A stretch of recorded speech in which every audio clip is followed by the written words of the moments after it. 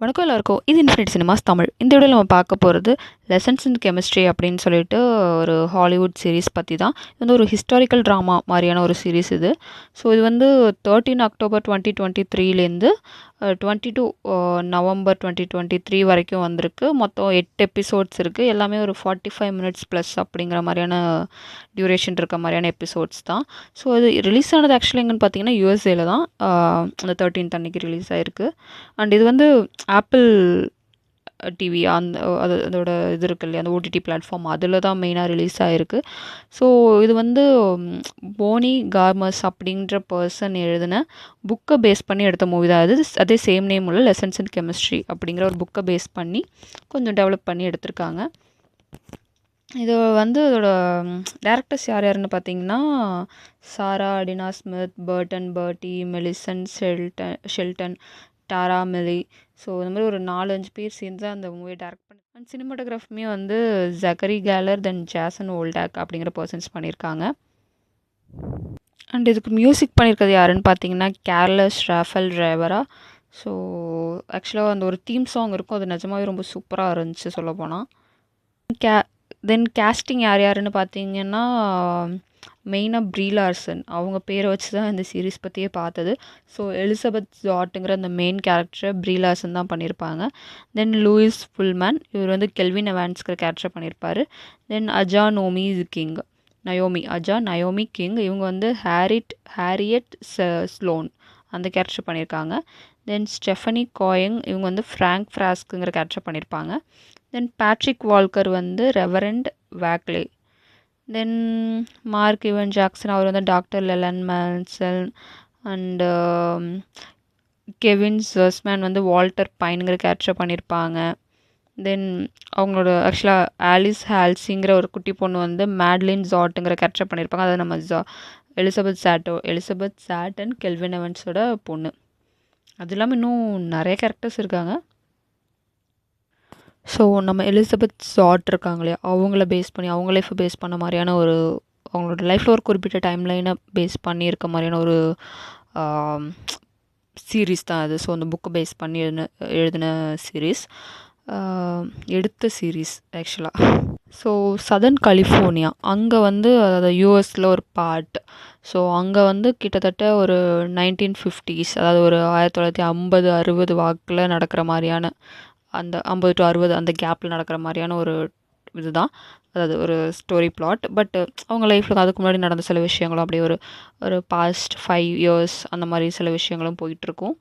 தென் அவங்க சின்ன வயசில் நடந்த விஷயங்கள் ப்ளஸ் அந்த கெல்வின் எவான்ஸ் அவர் எப்படி இன்ட்ரடியூஸ் ஆகுறாரு, அவங்க ஜாட்டோட லைஃப்பில் என்ன மாதிரியான ஒரு இம்பார்ட்டன்ஸை க்ரியேட் பண்ணுறாங்க, இப்படியெல்லாம் இந்த கதை அப்படியே மூவ் ஆன் ஆகி போயிட்டுருக்கும். ஸோ ஆக்சுவலாக சொல்லப்போனால் நம்ம எலிசபெத் ஜாட் இருக்காங்க இல்லையா, ஸோ அவங்க வந்து ஒரு கெமிஸ்ட். பட் ஆல்ரெடி சொன்னேன் இல்லையா 1950ங்கிற வாக்கில். ஸோ அப்போ வந்து அங்கேருந்து அந்த அமெரிக்கன் கல்ச்சரில் ரொம்ப அந்த பொண்ணுங்கன்னா இவ்வளோ தான், நீங்கள் ஹவுஸ் ஒய்ஃபாக தான் இருக்கணும், குழந்தை பெற்றுக்க தான், அந்த ஒரு ஸ்டாண்டர்டு அந்த ஒரு வே ஆஃப் லைஃப்பில் வாழ்ந்துட்டு இருந்த ஒரு காலம்தான். அதாவது அதுலேயே கூட கேட்பாங்க, சயின்டிஸ்ட் பொண்ணுங்களை சயின்டிஸ்ட் பேர் யாராவது சொல்லுனா மேரி கியூரியை தவிர யாருக்கும் வேறு எது பேரும் சொல்ல தெரியாது. ஸோ அந்த மாதிரியான ஒரு டைம்லைனில் ஒரு கெமிஸ்டாக ஆக விரும்புகிற ஒரு ஆக்சுவல் கெமிஸ்ட் பட் பிஹெச்டி பண்ணிட்டு இருக்கும்போது ஒரு சின்ன இன்சிடென்ட் நல்லா அவங்களோட பிஹெச்டி கம்ப்ளீட் பண்ண முடியாமல் இருக்கும். அதனால் லேப் டெக்னீஷியனாக இருப்பாங்க. பட் அவங்களோட ரிசர்ச்சை வந்து ஒரு லேப் டெக்னீஷியனாக அவங்க தெரியாமல் கண்டினியூ பண்ணிகிட்டு இருப்பாங்க. ஸோ கெமிஸ்ட்ரி மேலே அவ்வளோ ஒரு பேஷன் இன்ட்ரெஸ்ட் உள்ள ஒரு லேடி தான் நம்மளோட எலிசபெத் ஷாட். ரொம்ப கரெக்டாக அந்த ஒரு வேல்யூஸ் பேஸ் பண்ணி பிரின்சிபல் பேஸ் பண்ணி ரைட்டியஸாக இருக்க மாதிரியான ஒரு ஆள். ஸோ நிறைய பேருக்கு அவங்கள பிடிக்காது அப்படிங்கிற ஒரு கேரக்டர் தான். அவங்க வந்து அவங்கள மாதிரியே இருக்க அந்த கெல்வின் எவான்ஸ் அவரை மீட் பண்ணுவாங்க. அவர் வந்து ஆல்ரெடி கொஞ்சம் ஓரளவுக்கு வெல் நோன் கெமிஸ்ட்னு சொல்லலாம், நிறைய பேர் இருக்க ஒரு கெமிஸ்ட். ஸோ 2 பேருக்குள்ள ஒரு சந்திப்பு நிகழுது. அதுக்கப்புறம் அவங்க லைஃப் எப்படி போயிட்டுருக்கு.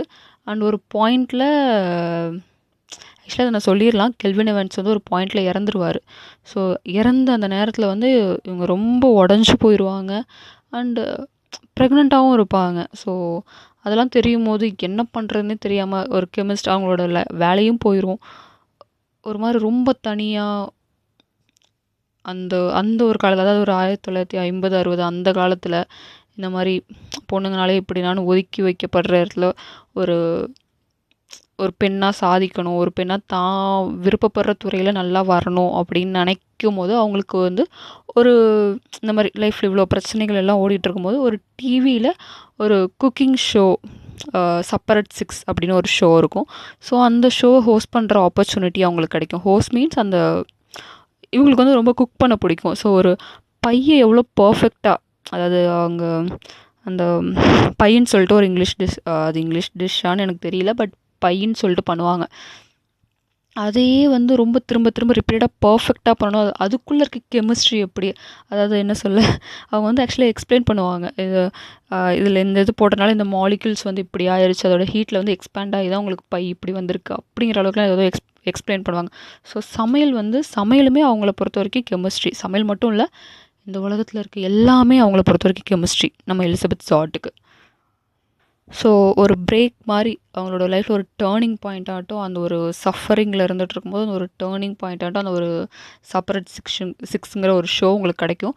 அது வந்து இவங்க மட்டும் இல்லாமல் அண்டு பொண்ணுங்க வந்து அதான் லேடிஸ் யாரும் சமைக்கிறதுக்கு மட்டும் இல்லை, இதை தாண்டி நீங்கள் எல்லாம் பண்ணலாம்.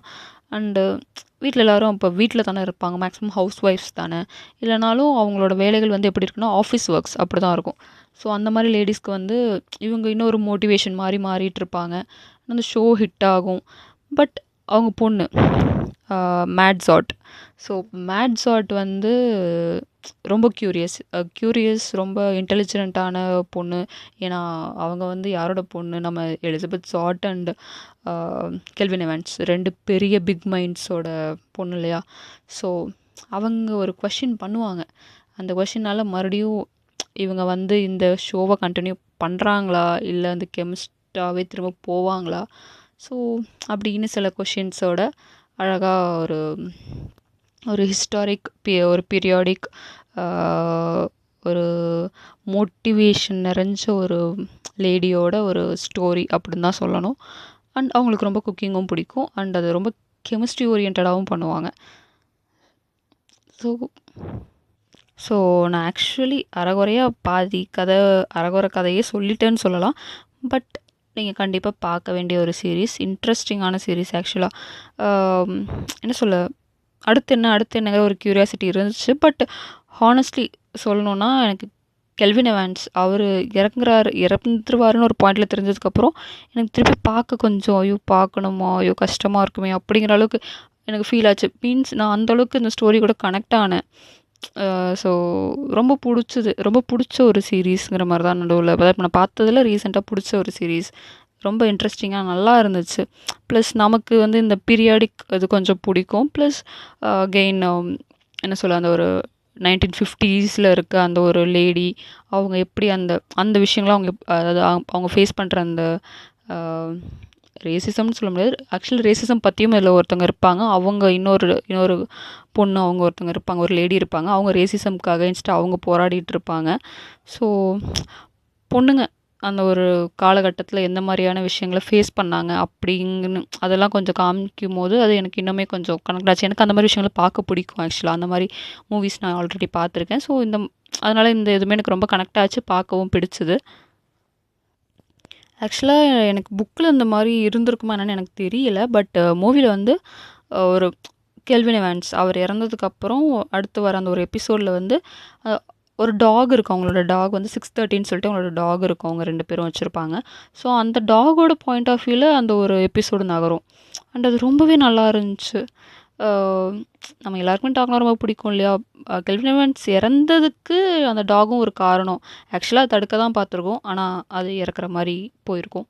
ஸோ அது அவர் இறக்குற மாதிரி அது ஆயிருக்கும். ஸோ அதனால் அதுவுமே ரொம்ப ஒரு மன உளைச்சலில் இருக்க மாதிரி அதோட வாய்ஸ் ஓவரில் ஒரு எபிசோடை கேட்கும் போது அதோட பாயிண்ட் ஆஃப் வியூவில் ஒரு அந்த டாக் 630யோட பாயிண்ட் ஆஃப் வியூவில் கேட்குறது இன்னும் வித்தியாசமாக இருந்துச்சு. ஸோ இந்த மாதிரி தான், அதாவது கேரக்டர்ஸ் இப்போ எலிசபெத் ஷார்ட் அவங்க இப்படி தான் அந்த மாதிரி ஒரு கேரக்டர், அவங்களுக்கு ரொம்ப ஒரு அழகான கேரக்டரைசேஷன் இருந்துச்சு.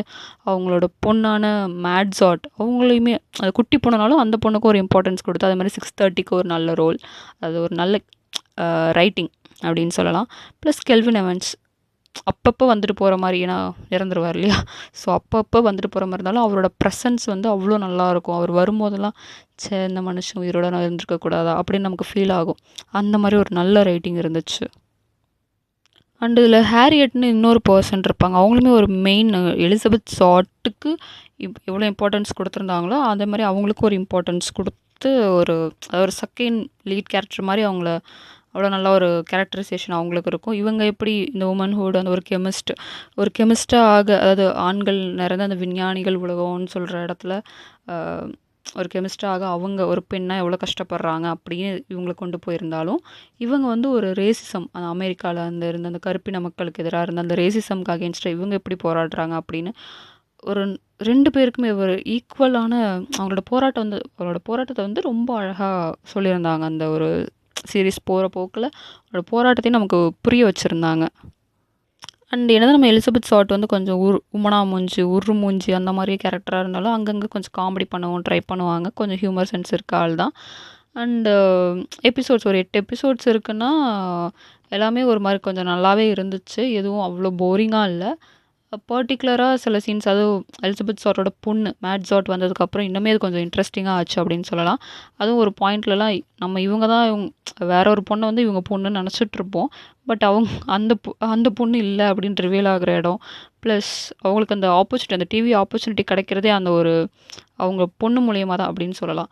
ஸோ அந்த சீன்ஸ்லாம் ரொம்ப இன்ட்ரெஸ்டிங்காக இருக்கும். அண்ட் நீங்கள் அது கொஞ்சம் ரீல்ஸ்லையுமே பார்த்துருக்க வாய்ப்பு இருக்கு. ஏன்னா நான் அது முன்னாடி ரீல்ஸில் பார்த்துருக்கேன்.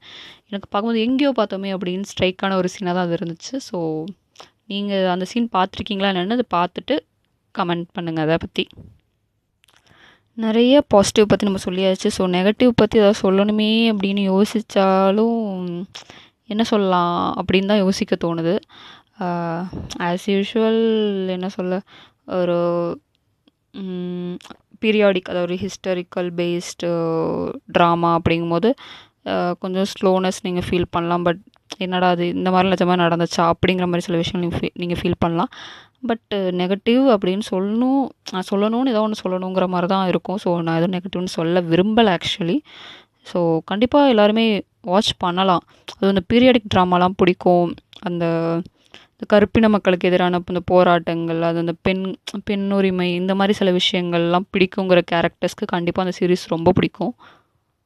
எனக்கு ஆக்சுவலாக பர்ஸ்னலாக அப்படின்னு சொன்னால் அது கெல்வின் எவான்ஸுக்கும் எலிசபெத் ஷார்ட்டுக்குமான அந்த லவ் ஸ்டோரி அது எனக்கு ரொம்பவே பிடிச்சது. ஏன்னா அவங்க 2 பேருமே ஒரு மாதிரி தனித்து விடப்பட்ட ஆட்கள், கிட்டத்தட்ட அனாதைங்க அப்படின்னு சொல்கிற மாதிரியான ஒரு சூழ்நிலையில் தான் அவங்க வளர்ந்துருப்பாங்கன்னு வச்சுக்கோங்களேன். ஸோ அவங்க 2 பேருக்குள்ளே அந்த ஒரு ஃபேமிலியை தேடுறது, அந்த ஒரு அடைக்கலத்தை தேடுறதுங்கிறது அவங்க 2 பேரும் மேட் ஃபார் ஈச் அதர்னு அந்த சொல்லுவாங்க இல்லையா? ஸோ அந்த மாதிரி ஒரு கெமிஸ்ட்ரி அவங்க 2 பேருக்குள்ளே இருந்தது. ஸோ எதுக்கடா அந்த மனுஷன் இறந்தான் அப்படின்னு நமக்கு ஃபீல் ஆகும் பார்க்கும் போதெல்லாம். அந்த மாதிரியான ஒரு ரொம்ப டச்சபிளான ஒரு பேர், அவங்க ஒரு கெமிஸ்ட்ரி அது இருந்துச்சு. லெசன்ஸ் இன் கெமிஸ்ட்ரிங்கிறத விட அவங்க 2 பேருக்குள்ளே இருந்த கெமிஸ்ட்ரி எனக்கு ரொம்ப பிடிச்சது. ஆக்சுவலி நான் சொன்னேன் இல்லையா, அக்டோபர் 2023 அந்த ஒரு டைம் பீரியடில் தான் வந்திருக்கு சொல்கிறேன், நவம்பர் வரைக்கும். ஸோ இந்த டைமில் தான் வந்து நமக்கு மார்வலும் ஆக்சுவலாக ரிலீஸ் ஆச்சு. ப்ளஸ் அன்னைக்கு தான் நமக்கு நம்மளோட லோக்கியோட சீரீஸும் ரிலீஸ் ஆச்சு. ஸோ இதோட 6th எபிசோட் சம்திங் ஏதோ வந்துட்டுருக்க டைமில் ரிலீஸ் ஆச்சு.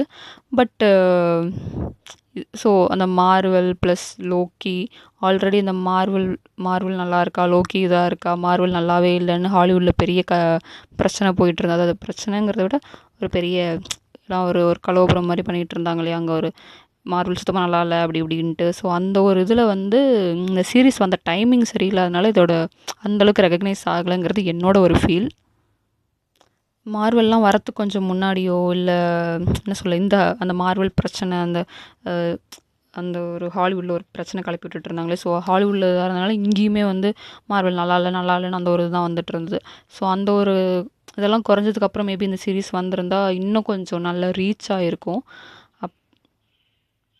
ஸோ ஒரு நல்ல சீரீஸ், பட் ரொம்ப ரீச் ஆகலை, அதுதான் ஒரு சின்ன ப்ராப்ளம் அப்படின்னு சொல்லலாம். மற்றபடி கண்டிப்பாக எல்லாருமே பார்க்கலாம் அப்படின்னு நான் சொல்லுவேன். அப்படிப்பட்ட ஒரு ஹாலிவுட் சீரீஸ் தான் அது. ஸோ பார்த்துட்டு எப்படி இருக்குன்னு சொல்லுங்கள். அதில் நீங்கள் ஆல்ரெடி பார்த்தீங்கனாலும் எப்படி பார்த்தீங்க? ஒரு மேக்ஸிமம் அதாவது நம்மலாம் இங்கே பார்த்துருக்கோம்னா ப்ரீலாசனுக்காக தான் பார்த்துருப்போம். அது இல்லாமல் நீங்கள் எப்படி பார்த்தீங்க? உங்களுக்கு இந்த சீரிஸ் பற்றி எப்படி தெரிஞ்சுது? அப்படிங்கிறத பற்றியும் நீங்கள் பார்த்துருந்தீங்கன்னா கண்டிப்பாக கமெண்ட் பண்ணுங்கள். ஸோ தேங்க்ஸ் ஃபார் வாட்சிங். அண்டு கொஞ்சம் அப்படியெல்லாம் சப்ஸ்கிரைப் பண்ணிங்கனாலும் நல்லாயிருக்கும்.